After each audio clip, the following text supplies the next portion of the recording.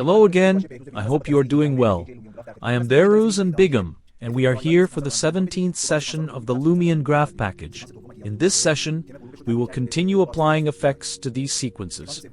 I will review the sequences. We deleted the first sequence here. If you recall, we converted the sunset theme of the second sequence to a daylight theme, using HDRI. Our third sequence was simulating the kettle and its boiling state. We try to use each technique appropriately, especially the depth of field DOF technique we learned for sequence transitions. We captured this shot from above. Now we need to capture a few more overhead shots, but to start this session, I want us to simulate the main effect for these four sequences together. For this part, I will copy and paste the effects from this sequence. I double-click ray tracing and delete it. We don't need it. I copy the effects, go to the seventh sequence, and perform the paste operation. See how much of a difference it made. I'll play it once more. I feel like our grass, although we are very close, I think we should have a little zoom out look. We don't need to be too close. Okay, I delete the sequences, and we delete this one again. We are too close. To start, we first set up the first sequence like this, and we must hit Update Camera.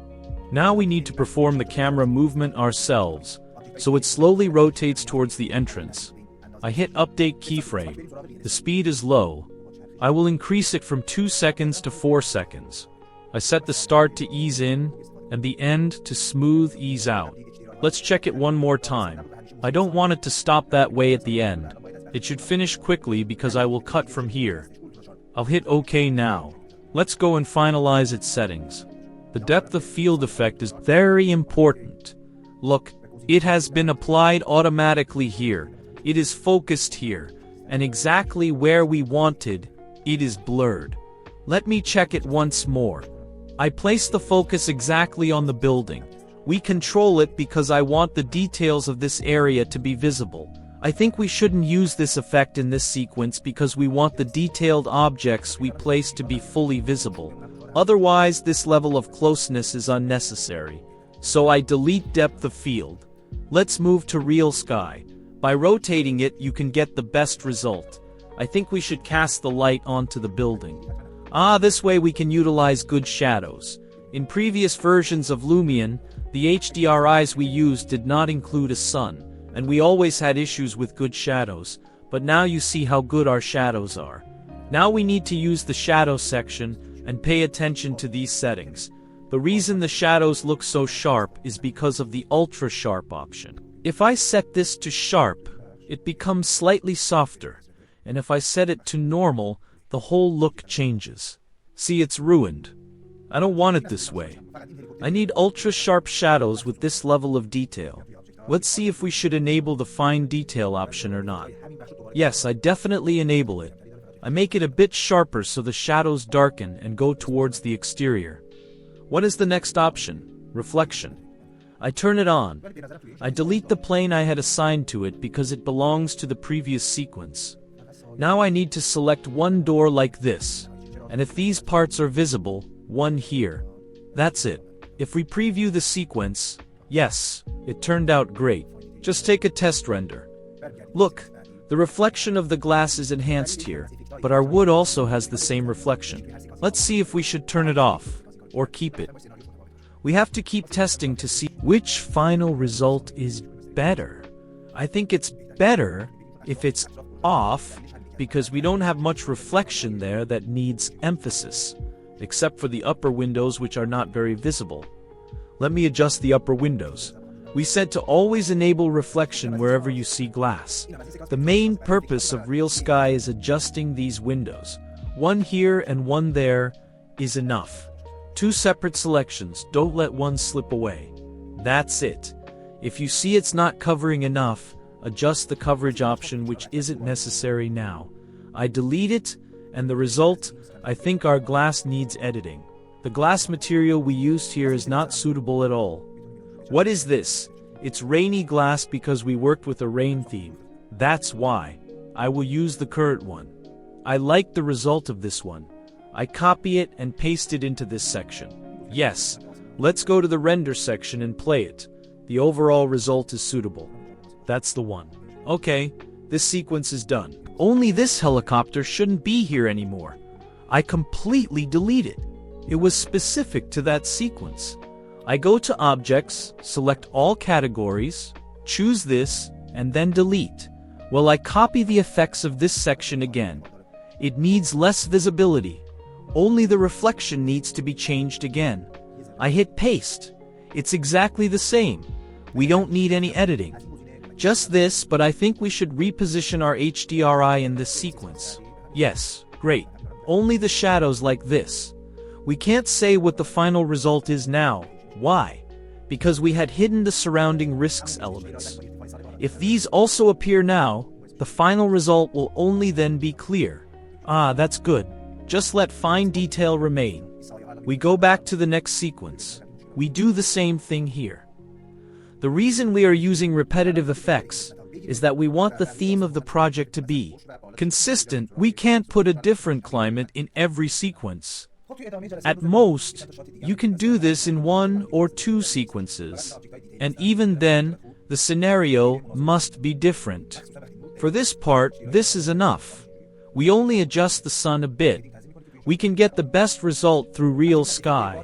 Because it's around our project, that's why we used trees like this to have shadows like this. We can even use the sunset here. Ah, that's it. Let's play it once. Well, this is done for this sequence. This is done for that sequence. Let's move to the next sequence. We must edit its reflection. I go to Edit List. Let them stay. I hit Build. They were all there. It detected them all at once. I hit OK. This part is done too. Well, for this section, since we passed reflection, I copy this part again, and you see that all our effect application is finished in less than 15 minutes. Only now that we brought the layers in, it became very heavy. For this sequence, we can also rotate this like this to see what different results we can get from it. No, it looks good if it falls on the building. I increase its gain a little, so our sky is not dark. I think this spot is suitable. Ah, like this. I think this is suitable for this section as well. Okay, let's check our reflections too. I don't need the first and second, so delete. Now I cut this off too. Look here. Our windows are fully enhanced. Is it too mirror-like? We can reduce the reflectivity. Just these. Very little. If you weren't satisfied with the color of the glass, you can use this option for help. I want this color now. It gives a good result. Yes, this is good. Let's go to the next sequence. In the same way, we add exactly the same effects here. Look at the shadows. The location is changed this time.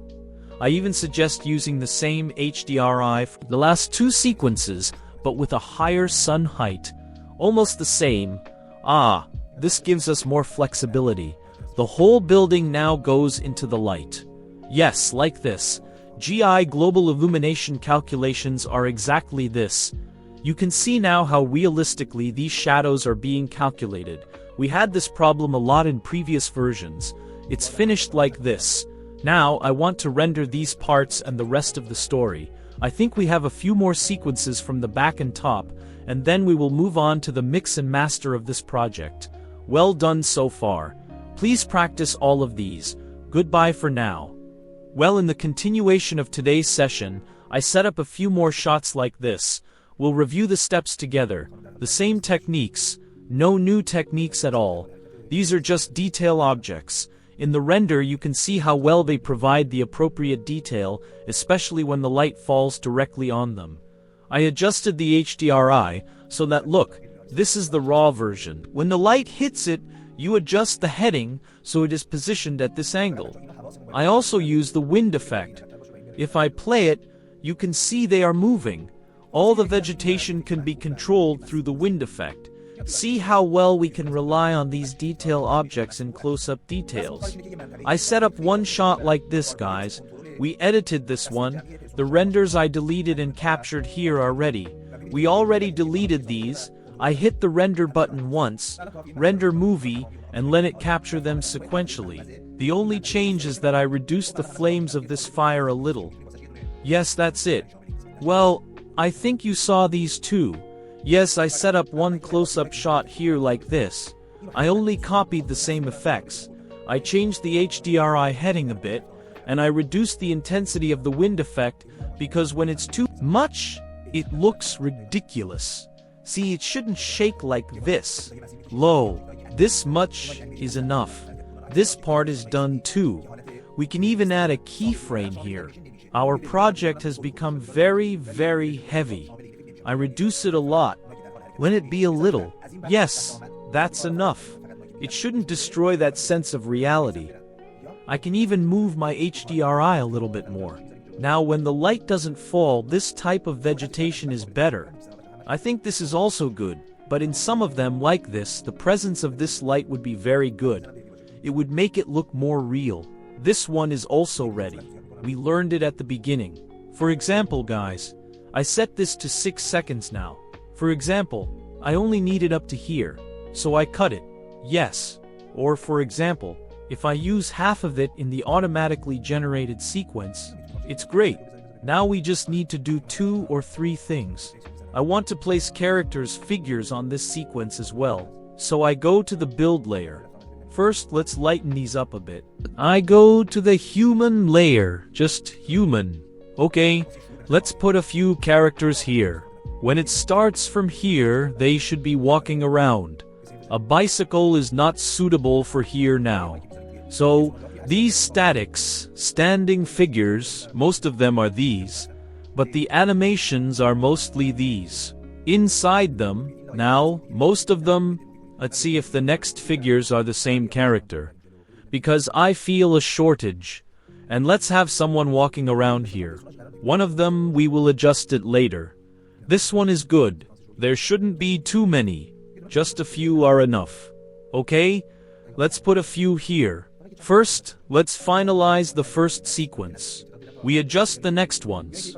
Well, this one should be walking around in this section. I keyframe it. We need to check. This lady is walking past. This one is moving in this direction. This one is moving in this direction. Well, I think I should change this one. Let's put this bicycle instead. You know, these are new guys. Very realistic. Yes, we must use them. Only guys, we must be careful that they don't collide with each other. So it's better if this one is further back, and this one moves forward. Okay, like this. Well, for this section, we can use the popular and useful mass move effect. I go to the movie section, in my sequence, in the effects section. I go to animation, and add mass move. Mass move's job is that you select an area. It's a very professional and useful option for controlling groups of characters, cars, animals, and other objects. And you see that in the new version, its features have been added, and controlling it is easier than ever. And now I just need to enlarge this boundary first. All the moving objects must be inside this enclosure, this mass move area. Okay, now they are all inside it, except for this one. This one is not very important. For this one, I drag this and move it. It shouldn't be included in this part. If it is, it's okay. I just need to hit T for the objects I want to move here. Make sure to deselect this, as it will start shaking our main building. I even delete this one. They are walking around. No, only the ones that are moving. Now I play it. I confirm this too. Car, bicycle is considered a car. They should be moving in this direction. Exactly this. You don't know how easy it is. Once more, first we draw a path. All animated, moving objects move inside mass move. And most static objects and characters that are in a standing fixed state are not included in this animation. In previous versions, I think they would slide on it and suffer from bugs, but in the new version they are not included in this effect. And that's great. You can only put the ones that are moving on this and manage the traffic from this section towards the top. If you only want to show the ones that are moving, look, they all move in this direction, or they all move in that direction, or the ones on their path move bi-directionally. See two-way. For example, you put a car here for a two-way street. You put a car here, they automatically move. The speed is also adjustable from this section. Only the mixes, guys. Look, They are all calculated together. We must be careful to put a logical number. I hit add. Let's check it once. I increase the speed a little. How much? No. Okay, like this. See, exactly this. We can put a higher quality object for this one. Let me see. Yes, I'll change this one. I hit replace. Yes, one of these is also walking around. Let's see how this turned out. So good. I think it's great for a start. These. Maybe I won't even use this in the end. We'll use it somewhere else. See, the sequence for the beginning is great. Yes, that's it. Let's quickly finish. Just be careful, guys. The layers we place for the characters must be different in each sequence. Okay, these are the characters for this section. For this section, let's see what we can put. There are two here, but I want these two to be used here. Yes, it gives a very good meaning here, but they are not useful here anymore. In this layer, I have to make another decision, so I don't think we can render movie this. I should render these one by one again and proceed with the rest of the tutorial. Let me see what other points we have. No, I won't place characters in these parts, but the building itself is enough. This one, too. I fixed its sequence a little, and these were crooked. I corrected them. I also placed one here. Our fire escape must be clearly visible here, and I think everything is clear now. Only we have a few bugs, guys. Look here, I need to go back to max again. I need to extend this plane to the end so that the material of this is fully displayed, or we can do something else, which we will learn in its session. Do we have any other sequences? No. Okay, so I will go and render these for now. This one, and this sequence. Let me put this one here. Yes, let it render these few for now. I hit render movie. We get to its height. I raise it, the height, the numerous segments. We apply displacement. Corona displace. No, just displace itself. We must apply it. Corona none. And you see, the higher the quality of our map, the larger it is, the more interesting this process can be. If we increase its height, some of its details decrease, so pay attention to those parts. If Turbo Smooth is also applied to it now, it will become very heavy, but be careful of these. How many polygons did our scene become? I hit 7, 8. I hit 7 and 7. No, it didn't increase that much. 1.5. Now the beauty of these mountains and everything can be achieved through this. Well guys, we downloaded these maps. They look like this. See the high quality of the 64 megabytes height maps. The file format is TIFF. Okay, let's test one of these for example. Here, instead of land, Control V, I apply one of these. I apply one of these. I change the format of these. Let this be hidden for now. Let's place this in our new scene. Here is good. I said our shape is a bit crooked. We can edit this later too. It's not difficult, and it doesn't stay suspended like this. First, let me check its final state. I want to use other maps too. See, for example, there's a path in the middle of this. It gives a truly phenomenal result. Bring this into Photoshop. I set its mode to 16 and I save the result as a PNG. I come into Max to this part. First, let's apply our own image. I hit Fit. Okay, it sits like this. Excellent. Only now we need to set up our displacement. We come here. We need it to come up a little. That's enough. It's not supposed to be too much, because we are looking at the overall view from above. This is kind of... Let me enlarge my plane a little. I hit Fit. Okay, 4 subdivisions come up. It's enough for the undulations to be visible like this. That's it. The intensity of its DOF is high. I reduce it. And in this way we are gradually getting closer to our desired landscape. I think applying Turbo Smooth would not be bad, but the details are still less. It gets better than this too. The details increased instantly.